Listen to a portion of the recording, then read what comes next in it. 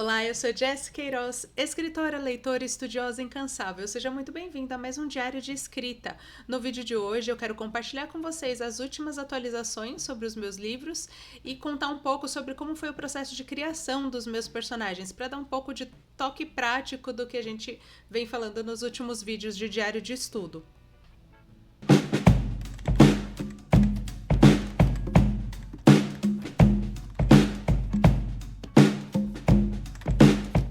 Se você ainda está perdido em como construir o seu personagem, eu recomendo que você vá no vídeo sobre criação de personagem, porque lá eu falo mais detalhadamente sobre o processo e com algumas dicas de como você aplicar isso para o seu jeito de escrever.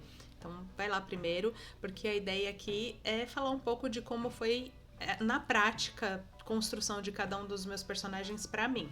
Tanto que hoje eu trouxe um chá para me acompanhar, porque a ideia é que seja mais uma conversa mais fluida, né? Eu vou contar para vocês como foi isso para mim.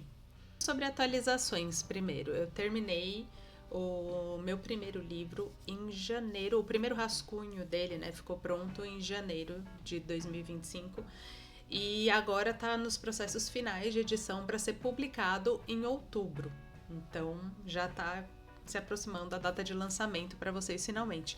E em julho eu acabei de terminar o rascunho do segundo livro. Então, eu tive duas experiências bem diferentes na criação de personagem para os dois livros. Então, eu achei que seria legal compartilhar para vocês um toque mesmo, como eu disse, um pouco mais prático daquilo que a gente estava falando sobre a criação do personagem.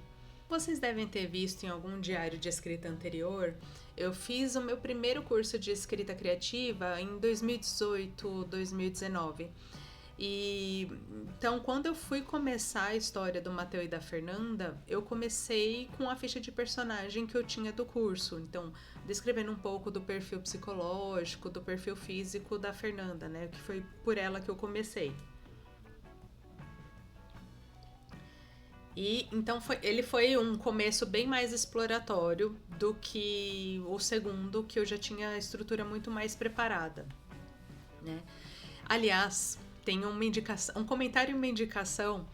Tem um filme que chama O Homem que Inventou o Natal, que conta um pouco de forma fantasiosa, claro, o processo do Charles Dickens de criar um conto de Natal, né? O Christmas Carol.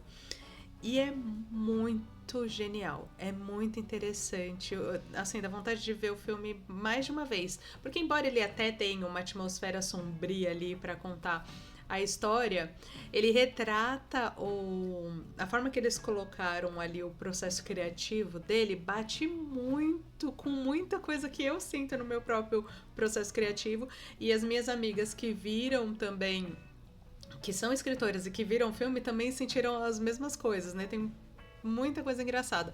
E uma das coisas é que ele tem um caderninho com vários nomes, né? Então, às vezes ele conhece alguém e fala, tal nome, com E ou com I, né? E aí ele anota nesse caderninho. E quando ele vai criar os personagens, ele começa testando pelo nome. Ele fala, não, se você acerta o nome do personagem, ele se materializa, né? Ele se torna real uma vez que você acerta o nome dele. E aí ele vai tentando ali, aí quando ele acerta o nome do Scrooge, o Scrooge aparece e ele começa a conversar com o Scrooge. Não vou ficar dando muito spoiler, só recomendo que assista o filme, chama O Homem que Inventou o Natal, como eu disse. E vai valer a pena, vai por mim. E eu lembrei disso porque o meu marido, foi uma das primeiras perguntas que ele fez para mim logo quando eu comecei a fazer a história da Fernanda e do Mateu, foi: por que Fernanda? E aí eu olhei para ele com uma cara de por que não? Né? Ah, sei lá, o nome dela é Fernanda, ela chegou como Fernanda e é isso, é a história dela que eu vou contar. Então a gente tem mesmo essa sensação de que parece que uma vez que a gente acerta o nome do personagem, as outras coisas vão se encaixando, né?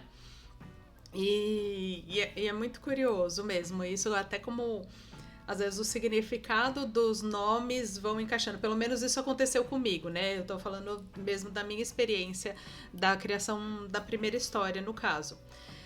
Então, eu tinha já a ideia, eu já tinha o nome dela. E aí eu já tinha principalmente as perguntas principais respondidas, né? Em termos de desenho de personagem, né? Perguntas que esse livro aqui traz. Esse livro aqui me ajudou bastante no processo do começo, principalmente. Porque quando eu comecei de fato a história, na verdade, eu peguei esse caderno aqui e comecei a anotar as minhas ideias. Quando eu decidi que queria escrever, quando eu entendi que eu ia atender esse chamado e parar de ficar tentando enterrar o talento, a minha ideia era só pegar e escrever as ideias que ficaram circulando na minha cabeça esse tempo todo, para poder decidir com qual que eu ia trabalhar primeiro. E o que aconteceu é que o que era para ser só um começo foram se tornando as primeiras cenas, né? Além da ideia, eu fui desenvolvendo a cena de descoberta da gravidez dela, né? Como que foi ali aquele começo com aquele namorado esquisito e... Enfim, vou tentar não dar muito spoiler da história em si. E aí, conforme foi avançando cada uma das coisas, cada parte da história, cada cena que foi brotando espontaneamente, eu comecei a ficar muito insegura assim, não, parece que isso não vai funcionar, né? E se eu realmente vou começar a escrever a história, não é bom que seja feito no papel, é melhor que seja no computador para eu conseguir trabalhar isso depois, né? Mas ok, vou dar uns passos para trás e entender um pouco quem é essa Fernanda. E foi aí que eu fui buscar o livro técnico para ler mesmo e me deparei com esse daqui que foi muito legal. E além dele ter toda essa parte aqui, ó, ele passa essa parte inteira, ela, né? Porque é uma autora. Ela passa essa parte toda falando só sobre a ideia, sobre a questão da criação de uma boa história, como você trabalhar a ideia da história, entender aquela parte de propósito central, qual é a mensagem que você quer passar, por que você quer passar aquela mensagem. E depois ela começa a questão do protagonista, né? E eu comecei com a proposta dela mesmo desse livro, que é as 3 perguntas principais do protagonista e investigar as cenas de passado dela. Vou explicar. As 3 perguntas principais é o que o protagonista quer, né? Qual é o objetivo dele, por que ele quer, qual é a motivação para ele querer aquele objetivo e a crença limitante que impede ele de ter aquele objetivo. São os 3 pontos para você começar a investigar ali aquele personagem daquela história. Tava até falando disso com algumas amigas nessa semana, porque às vezes a gente tende a fazer escolhas que são genéricas, né? Ah, não, eu tenho uma protagonista que ela tem dificuldade com mudança. Tá, mas por que ela tem dificuldade com mudanças, né? O que na história dela gerou essa dificuldade? Então, é um pouco essa proposta quando ela fala de ter essas perguntas claras para você e começar a investigar as cenas de passado, é nesse sentido também. Escrever o que aconteceu no passado dela para que gerasse essas crenças limitantes, né? Porque tornasse aquela motivação, aquele porquê de buscar aquele objetivo tão importante, né? Tão latente. Então eu comecei por aí, comecei a escrever quais eram as coisas que tinham gerado o momento que ela estava agora, né? Que trouxeram ela até aquele ponto.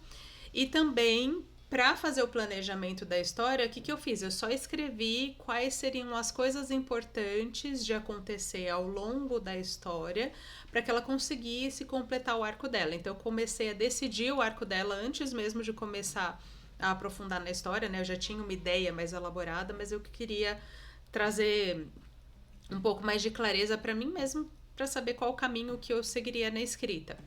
Então eu coloquei, no começo é interessante que aconteça isso, depois isso e tal, e fui colocando mais ou menos na sequência os passos que ela teria que passar para vencer nessa jornada dela, né? Conseguir atingir de fato o objetivo, resolvendo os problemas com as crenças limitantes dela e conseguindo superar as dificuldades que vocês vão descobrir quando vocês lerem o livro. Né? Então, tendo cada um desses pontos claros, aí eu achei que foi ótimo mesmo ter a dica dela desse livro, que ela tem...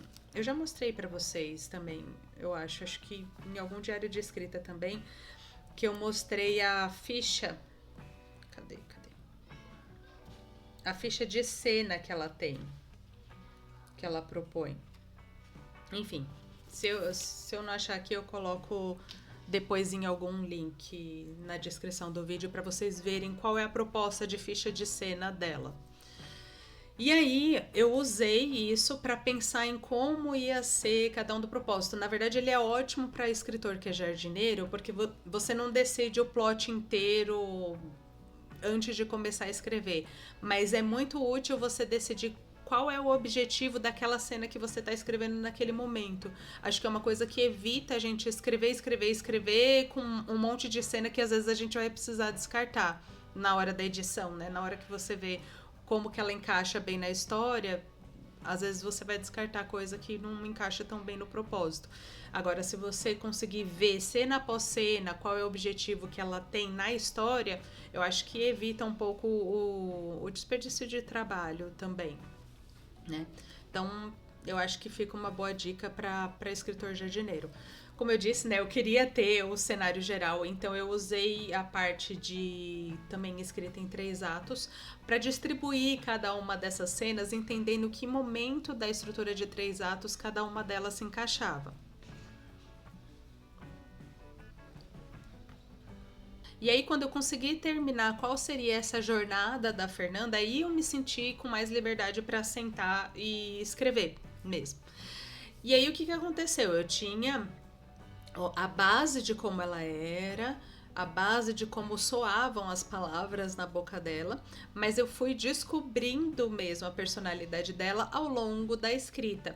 Então eu tinha a ficha de personagem dela meio como paralela ao que eu estava fazendo, né? Então, conforme ia avançando na escrita, conforme ia avançando nos diálogos dela com os outros personagens, eu ia alimentando essa ficha de personagem, entendendo como ela é, né?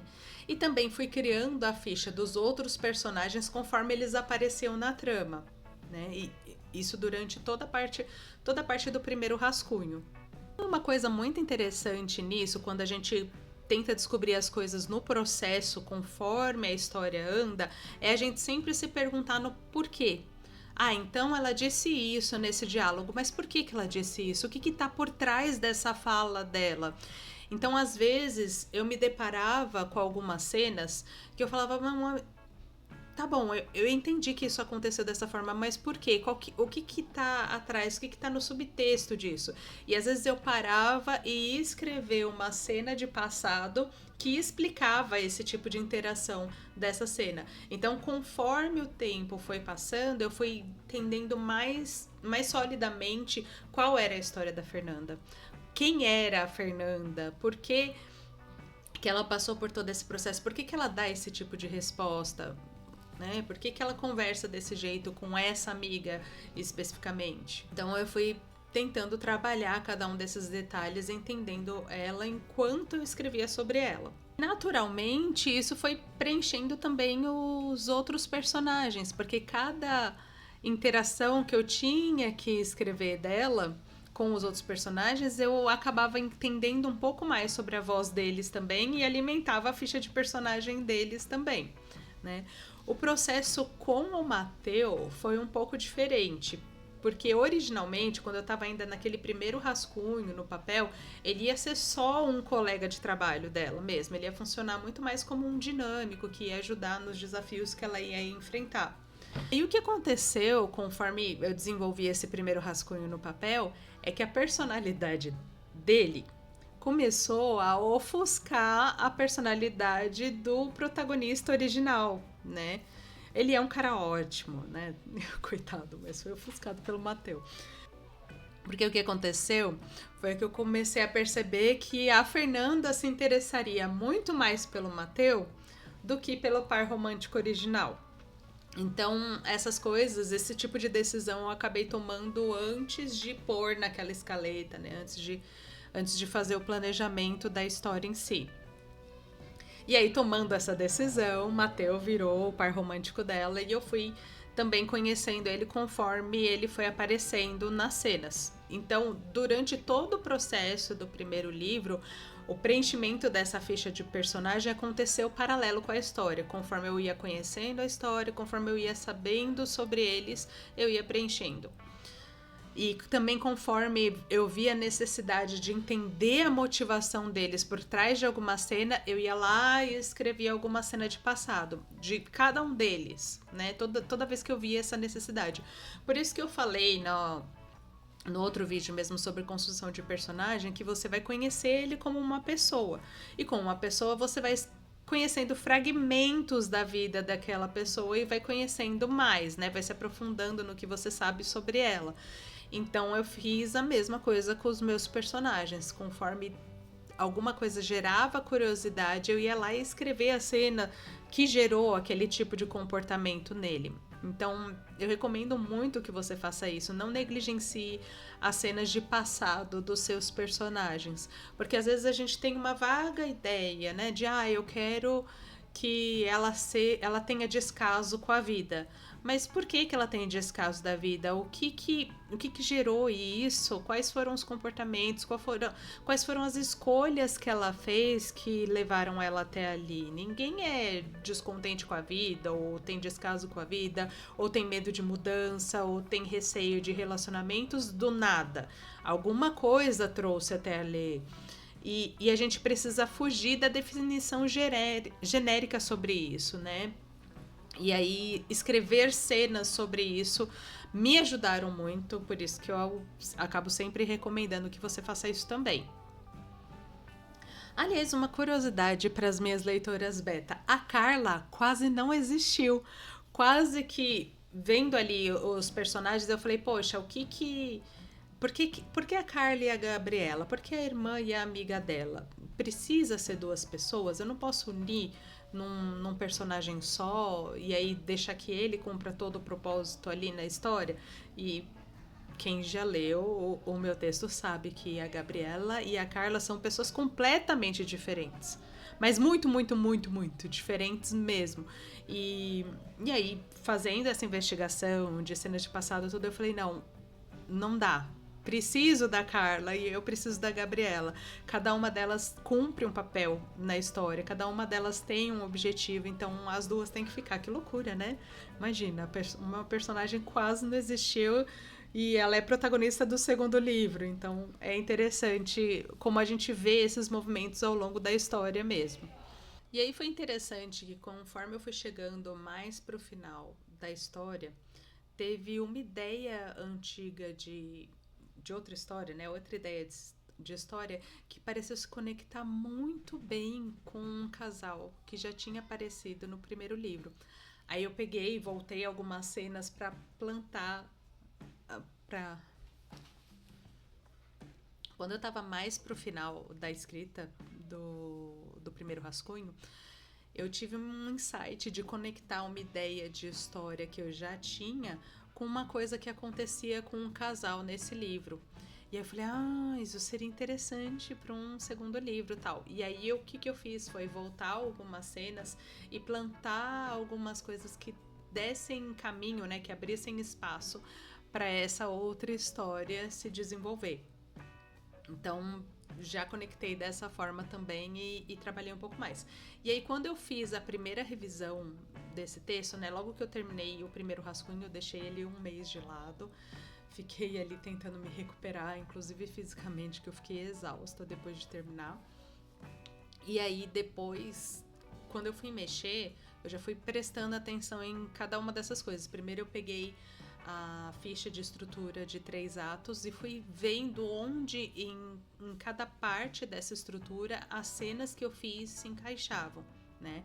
E aí quando eu vi que estava tudo equilibrado certinho, aí que eu parti para revisão, né?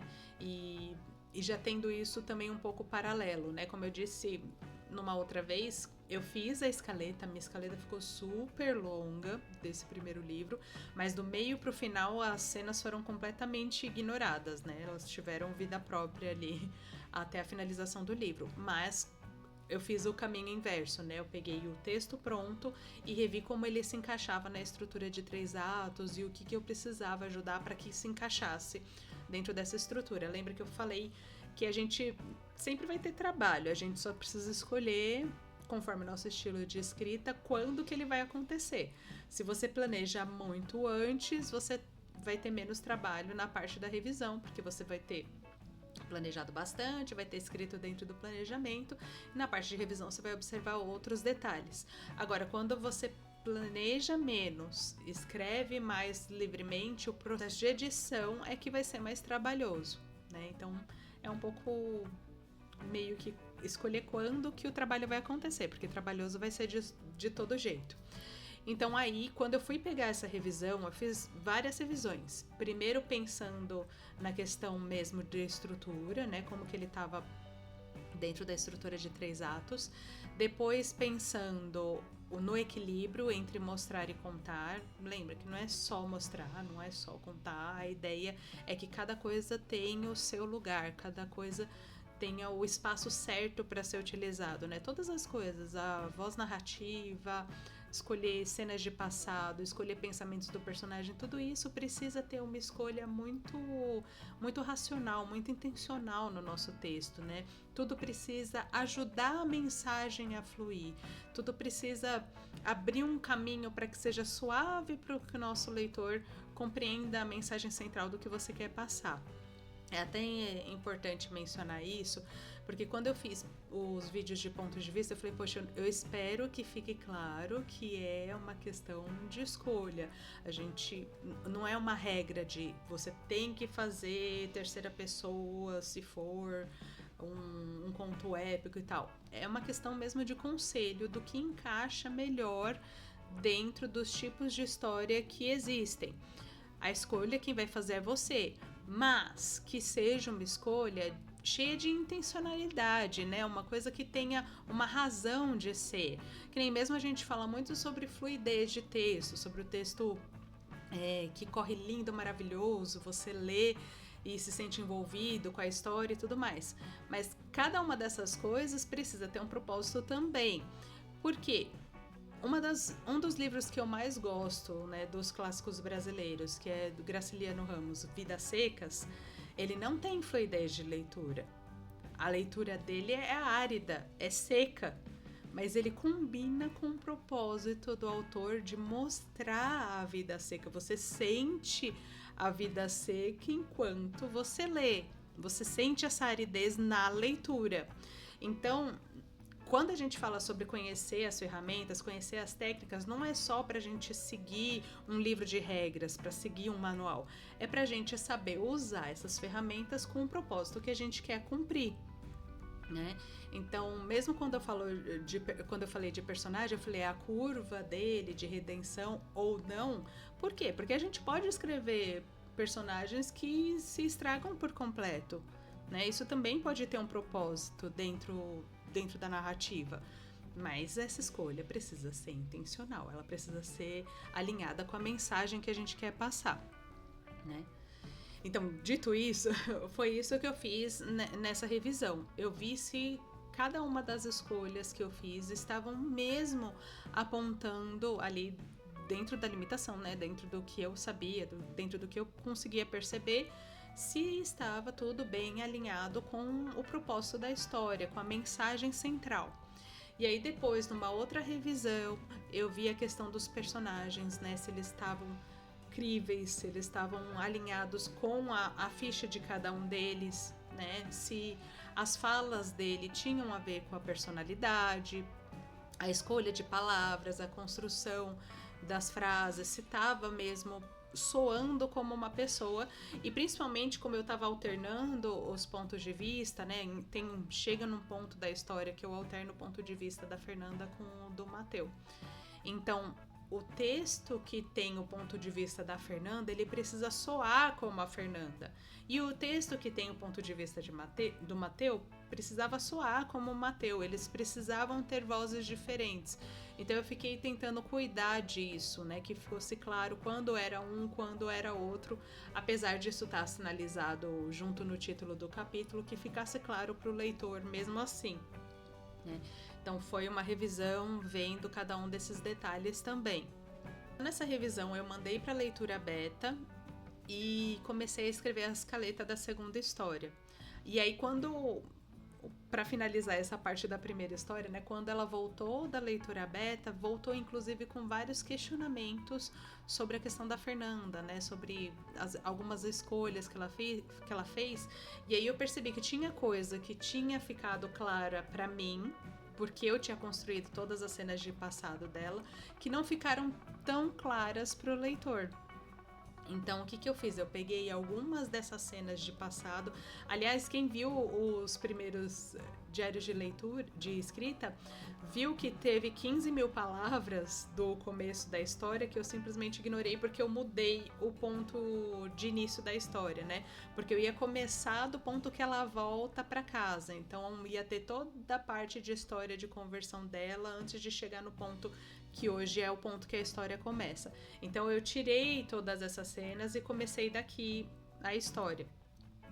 Mas aí começar daqui deixou essa falta de entender quais eram as motivações da Fernanda se comportar do jeito que ela se comportava. Então o que eu fiz? Eu selecionei algumas cenas-chave desse passado que eu tinha descrito e trouxe como lembrança dela, né, como memória dela para o começo da história. Então isso apresenta melhor da Fernanda, né? E numa segunda leitura beta, elas falaram, não, realmente agora funcionou, agora tá bem fechada essa parte, entendi a motivação da Fernanda, tudo faz sentido agora. Então teve várias cenas que eu acrescentei, que eu modifiquei depois desse retorno da leitura beta. E agora o livro tá numa nova leitura de alguém que não conhece a primeira versão, né? Tem duas amigas que agora estão lendo sem conhecer essa primeira versão para ver se realmente eu consegui amarrar todas as pontas, se ficou alguma coisa faltando. Também tá com a leitura crítica para fazer também essa outra análise dos pontos da estrutura da história. Agora, indo para a segunda história, a experiência já foi completamente diferente. Primeiro, porque nesse tempo de pausa que eu fiquei entre uma leitura, o término do rascunho do primeiro livro e a leitura dele para ajustar e mandar para as leituras beta, eu estudei bastante a questão de personalidade. Uma das teorias que eu achei interessante, pelo menos para aplicar na história, em termos de psicologia, não sei qual a utilidade delas mesmo para as pessoas, mas para a construção de personagem eu achei muito útil, que foi o Eneagrama. Eu até falei desse livro em algum momento também, vou pôr a capa dele para vocês aqui. E aí, aprofundando essa questão do Eneagrama, eu aprofundei também os perfis de personagem de cada um deles. Então, entendi qual era a personalidade de cada um, quais eram as tendências dentro de cada uma das personalidades, os vícios e as virtudes que são mais facilmente evidentes dentro daquele estilo de personalidade. Então, quando eu fui começar a segunda história, eu já tinha um conhecimento muito mais profundo de quem eram aqueles personagens. Primeiro, porque eu já conhecia o Rafael e a Carla do primeiro livro, né, das aparições que eles têm no primeiro livro. E segundo, porque com esse conhecimento eu consegui aprofundar mais as cenas de passado deles. Então, eu fiz muito mais coisa antes de começar a história deles do que eu tinha visto, do que eu tinha feito com o Matheus e a Fernanda. E o impacto, assim, na escrita já foi muito grande. Porque entre planejamento e o final do primeiro rascunho do primeiro livro foram 5, 6 meses. Para esse segundo livro, entre planejamento, né, considerando mesmo a descrição da ficha de personagem, fazer a escaleta, o planejamento da história como um todo e a escrita do primeiro rascunho foram 3 meses. Então, já ter conhecimento sobre quem eram esses personagens de fato acelerou o meu processo de escrita, deixou tudo mais claro, né, mais fluido, porque eu já conhecia melhor a voz dele, o estilo deles, como que eles reagiam em cada situação, já estava muito mais claro. Eu não fui tão surpreendida assim pelo que acontecia nas cenas, porque tinha a cara deles, né? Cada palavra do Rafael, cada palavra da Carla já fazia sentido pro que eu conhecia deles. E olha só que coisa curiosa, né? Os personagens que quase não existiram no livro 1 são os protagonistas do segundo livro. E deu bastante trabalho o planejamento dessa história, porque ela acontece paralelo à primeira, né? Tem uma coisa, tanto que assim, quem lê o primeiro livro vai saber o que acontece, vai saber, entre aspas, né? Vai ter uma pista da encrenca que eles têm no começo e sabe onde eles vão chegar no final. Então a história é esse meio aqui, é o que aconteceu entre a briga que eles têm no começo e a resolução que eles têm no final, né? Então, e tem funcionado isso. Todo mundo que lê fica meio curioso para falar: ah, eu quero saber o que aconteceu, né? Como que eles brigaram daquele jeito, por que eles brigaram daquele jeito e como que chegaram naquele final tão bonito, né? Ali, quero saber. Então a história ela vai contar esse meio. Tanto que no final do primeiro livro eu tenho uma cena extra que é da discussão que gerou o problema que é visto no primeiro livro, né? Acho que é o que dá pra falar, sem dar muito spoiler, né? Então já tem uma pista do que vai acontecer. E aí o processo de criação da história do Rafael e da Carla foi diferente também, porque diferente do Mateu e da Fernanda que se conhecem e começam a se relacionar nesse primeiro livro, o Rafa e a Carla, eles começam o livro com 14 anos de casados. Então eu precisava de muito mais cena de passado deles, né? Mais do que o passado de cada um, a história de cada um, eu precisava da história de como eles se conheceram, como que eles se apaixonaram, como foi o começo do casamento, como foi a construção deles juntos como casal durante esses 14 anos.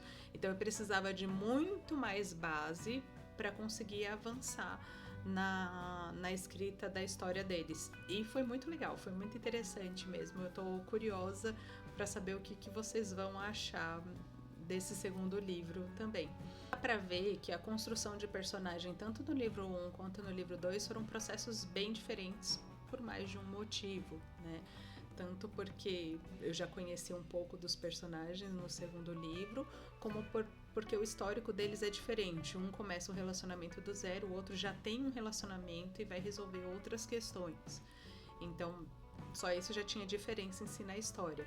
Mas o que é interessante, né? O que eu falo sempre sobre mantenha a sua caixa de ideias sempre alimentada, porque você nunca sabe quando as conexões vão surgir. Realmente surgiram duas conexões interessantes também na história do Rafa e da Carla. Teve dois personagens que se conectaram com outras duas ideias de história. Então, a maior parte das minhas ideias de história hoje, elas fazem parte do mesmo universo. Então, todas estão conectadas de alguma forma, né? Com maior proximidade ou maior distância, mas estão conectadas. Isso dá trabalho? Sim. Dá muito mais trabalho colocar as coisas dentro do mesmo universo, né? Porque aí, que nem eu precisei fazer uma tabela. Eu tinha feito uma linha de tempo um pouco mais rudimentar, só para fazer os paralelos da primeira história com a segunda, mas conforme eu vi que as coisas iam ter muito mais conexão, que as histórias iam acabar ficando todas no mesmo universo, aí eu fiz uma planilha maior com cada um dos anos, com a lista dos personagens e dizendo o que aconteceu em cada ano da vida daquele personagem, com as informações que eu tenho hoje, né? Não decidi tudo sobre todo o universo, mas com as informações que eu já tenho, decidi quando colocar o quê? Porque aí quando eu menciono alguma cena de passado do Rafael, tinham algumas coisas que estavam acontecendo naquele ano. Então, naquele ano foi o ano que a Fernanda fez tal coisa, né? Se isso aparece de alguma forma na cena de passado dele, eu preciso saber o que estava acontecendo na linha do tempo dos outros personagens.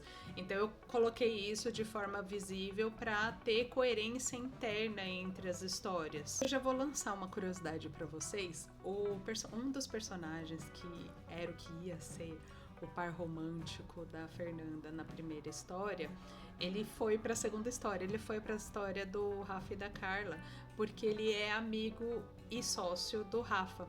E foi assim, foi um encaixe muito espontâneo, né? Porque eles já tinham a ideia de que esses dois personagens trabalham na mesma área, né? Na área de tecnologia. Mas foi muito espontâneo na hora que eu fiz a parte do trabalho do Rafa ali, que ele estava em reunião. foi muito espontâneo conectar o Henrique na história, né? Então ele já entrou aqui e aí toda a parte que eu já tinha desenvolvido pro Henrique acabou entrando em alguma medida no enredo do Rafa também, né?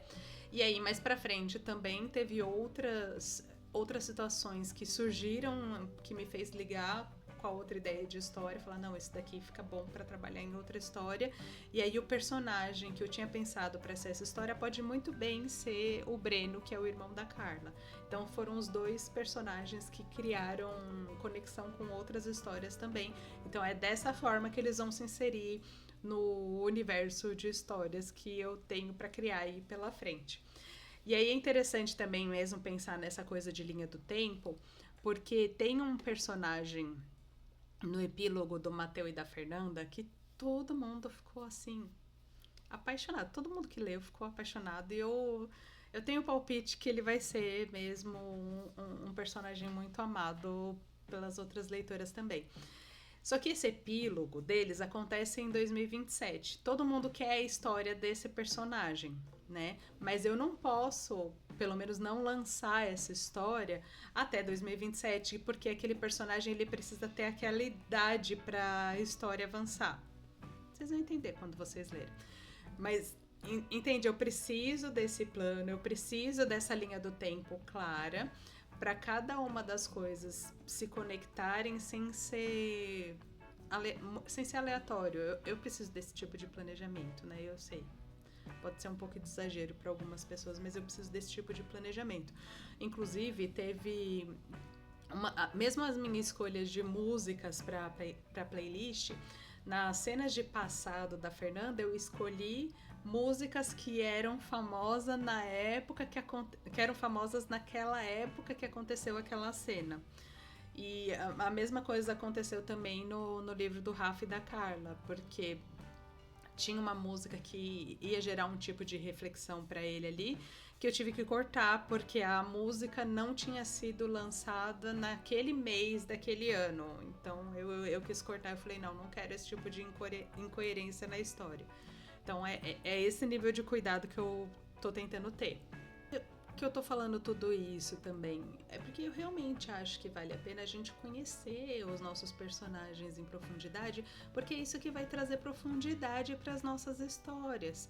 Vai parecer mesmo que você tá contando algo de uma pessoa que de fato existe, não de uma pessoa irreal, de um personagem idealizado, mas de uma pessoa que existe dentro da própria história dela, dentro de uma coerência interna ali, né? Porque eu sei que tem algumas coisas que podem soar como irreais em alguns personagens, mas porque em parte a ideia é apontar para as virtudes que nós temos que desenvolver como cristãos, né? Então eu tentei fazer um pouco esse equilíbrio entre o que de fato acontece e o que deveria acontecer. Então tentei fazer isso. De fato, em muitos aspectos, os meus personagens acumulam um certo nível de virtude. Eu até fiz uma brincadeira ou outra que vocês vão pegar quando lerem os dois livros.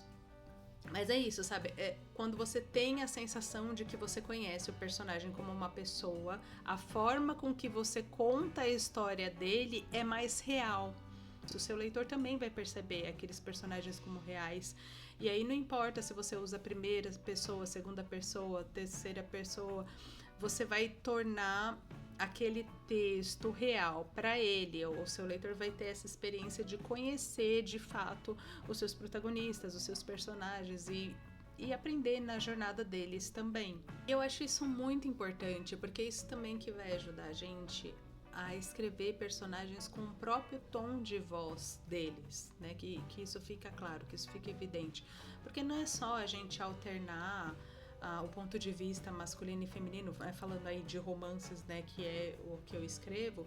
Não adianta só você alternar o ponto de vista dos personagens e colocar algumas palavras que soem mais masculinas ou algumas coisas que soem mais femininas se eles não tiverem uma voz muito clara, muito própria de cada um deles, né? E eu fiquei bem contente com isso, porque tenho duas amigas escritoras que leram tanto o livro do da Fernanda, quanto o começo do livro do Rafa e da Carla. E elas notaram isso. Elas notaram que o Mateus soa como Mateus, a Fernanda soa como Fernanda, e o Rafa e a Carla, eles soam como pessoas completamente diferentes desses personagens aqui. Então, eu consegui conhecê-los a ponto de conseguir escrever mesmo do jeito que eles falariam, do jeito que eles pensariam, tomando as decisões que eles tomariam, que muitas vezes não eram as escolhas que eu faria. Mas tá ali, isso tá presente no texto. Então, a gente precisa trabalhar para isso. E assim, eu não tô dizendo que os meus textos estão perfeitos, porque eu sei que eles não estão. Na verdade, não importa o quanto a gente estude, os nossos erros, os nossos textos sempre vão ter algum nível de erro, né? Eu gosto muito de estudar personagem, eu gosto muito de estudar ponto de vista, e toda vez que eu leio o meu texto, eu acho falha de ponto de vista. Toda vez eu acho alguma coisa para corrigir, né? Então, não é no sentido de, não, quando o autor estuda muito sobre isso, ele é infalível nesse ponto. Não, mesmo em livros que já estão publicados por editoras, a gente encontra erros, a gente encontra falhas, né? Seja falha de ponto de vista, às vezes falha até de digitação mesmo, das coisas mais simples que a gente possa imaginar, os erros vão aparecer. O nosso texto nunca vai estar perfeito, né? Completamente perfeito, mas tá nas nossas mãos fazer o melhor que é possível, né? Eu não tô me colocando aqui do tipo, não, leia o meu texto e você vai ver o exemplo perfeito de terceira pessoa profunda, muito bem aplicado, com os personagens. Não, talvez até seja um bom exemplo, mas não significa que não vai ter falhas. Você provavelmente vai encontrar falhas no meu texto, né? E é isso. Acontece. Eu vou encontrar no seu também e a gente vai andando nessa forma, sabendo que somos seres humanos, que somos falhos, em que por mais que a gente estude, por mais que a gente se aplique, o nosso texto vai melhorar com o tempo. Os erros que eu cometo hoje eu não vou cometer amanhã. Provavelmente entre o primeiro livro e o segundo livro vai ter uma diferença gritante. Eu já percebo essa diferença, né? De fato, a escrita do primeiro rascunho do segundo livro está muito melhor do que o primeiro rascunho do primeiro, né, em termos inclusive de fluidez, de palavras, de voz, né? Porque você vê que já deu para notar, quem leu um primeiro rascunho rudimentar já notou que teve diferença de voz entre os personagens. Então a técnica que eu apliquei, que eu demorei para conseguir elaborar no primeiro, eu consegui aplicar mais rapidamente no segundo. E isso vai acontecer quando eu passar para o próximo livro, eu vou aplicar as técnicas que eu sei de um jeito melhor também, né? Então a escrita vai ter progressão, a gente vai avançar na forma com que nós trabalhamos os nossos textos, mas ainda assim nós não vamos alcançar a perfeição. Então eu não quero que todo o meu encorajamento para estudo e para avançar no conhecimento dos personagens e de história soe como uma coisa do tipo, não publique nada enquanto você não manejar muito bem cada um desses aspectos, enquanto você não for gênio em cada um desses aspectos. Não é isso. Escreva suas histórias, faça o que você pode, vai trabalhando ao longo do texto, mas também não tenha pressa de publicar. É um pouco o equilíbrio das duas coisas, né? Não ter pressa de publicar, trabalhar o melhor que você puder com o texto, mas também chegar num momento de falar, não, está na hora desse texto ir. Mesmo que sejam identificados erros, mesmo que ainda tenha algumas falhas que com o tempo eu poderia melhorar, hoje é hora desse texto ir. É hora dele alcançar os lugares que ele tem que alcançar. E com o avanço das histórias, o avanço da escrita também vai acontecer. Então a gente precisa ter um pouco de paz também nesse processo, saber que o Senhor conduz todas as coisas. Você vai melhorar a sua escrita, você vai avançar no processo, você vai ter mais conhecimento e os seus textos vão ficar cada vez melhores. Mas faça com calma, faça com responsabilidade, só avance, né, sabendo que vai ter sempre as suas limitações, as suas questões. Para finalizar esse vídeo, eu quero mesmo encorajar que você investigue o passado dos seus personagens, investigue os porquês de cada um deles, tente conhecer muito bem o personagem que você vai conduzir ao longo de toda a história, né? Por mais que você não sabe quais são os caminhos que a história vão seguir, se você é mais jardineiro, você ainda vai descobrir isso no meio da escrita, mas tenta conhecer bem o seu protagonista para você ter um bom ponto de partida e conforme a história for avançando, volte nesse ponto, né? Ok, com esse ponto até onde a história chegou, o que eu conheci mais sobre o meu protagonista? O que eu aprendi mais sobre ele, né? O que eu posso preencher além do que eu já tinha nessa ficha de personagem dele para conseguir ver os próximos passos dele, né? Quais seriam as próximas ações dele e por quê? Então, tudo isso também vai enriquecendo a nossa história.